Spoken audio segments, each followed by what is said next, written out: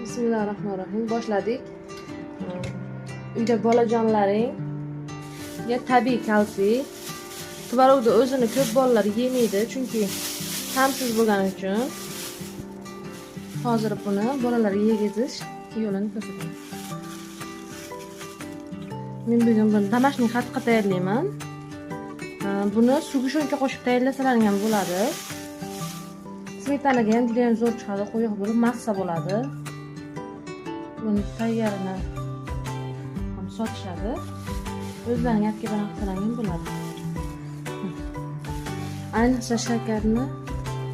Ayniqsa shakarni bolalarni ko'z o'ngida qo'ysalaring shirin deb juda ham o'zlari yoqtirib yeyishadi. Meni bolam kasha deb yeydi. Tvorogga домашний 2 qoshiq qatiq qo'shdim va shakar. Yengilgina yeyishli massa bo'ladi. Tvorog ham unaqa qimmat emas. Tabiiy sirok.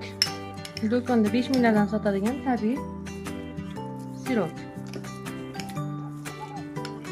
Tabga qarab ichiga yogurt ham solishlaring mumkin.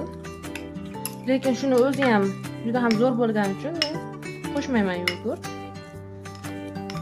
Ertamanda hech qanday anaqasiz non pollasam, o'zini yeb ketsa ham, bog'chaga ham, obedgacha ham bemalol energiyani beradi. O'sha bir kunlik bolani sarflaydigan kilokaloriyasini beradi.